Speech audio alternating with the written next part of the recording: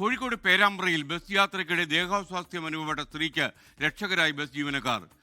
നെഞ്ചുവേദന അനുഭവപ്പെട്ട സ്ത്രീയെ ബസ്സിൽ തന്നെ ആശുപത്രിയിൽ എത്തിച്ചു. ചക്കിട്ടപ്പാറയിൽ നിന്നും പേരാമ്പ്രയിലേക്ക് വരികയായിരുന്ന ഹരേറാം ബസ്സിലെ ജീവനക്കാരാണ് മാതൃകയായത്.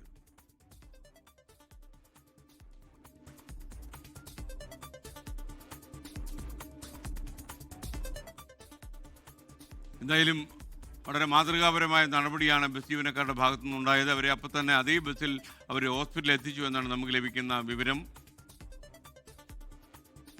സമീർ സി മുഹമ്മദ് കോഴിക്കോട് വിവരങ്ങളും അയച്ചിരുന്നു. പറയൂ സമീർ.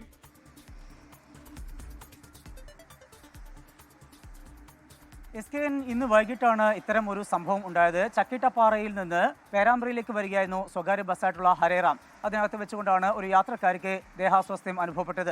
നെഞ്ചുവേദനയെ തുടർന്ന് അവർക്ക് വലിയ ബുദ്ധിമുട്ടുണ്ടാവുകയായിരുന്നു. ആ വേളയിൽ തന്നെ അതിലുള്ള ജീവനക്കാരും അതുപോലെ തന്നെ സഹയാത്രികരും ആ വിഷയത്തിൽ ഇടപെട്ടു.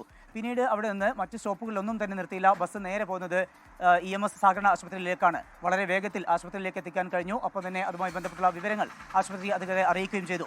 ബസ് വന്ന് നിൽക്കുമ്പോഴേക്ക് തന്നെ അവിടേക്ക് സ്ട്രെച്ചറുമായി അവിടുത്തെ ജീവനക്കാരും എത്തിയിരുന്നു. വളരെ വേഗത്തിൽ അവരെ അത്യാഹിത വിഭാഗത്തിലേക്ക് മാറ്റാൻ കഴിഞ്ഞു.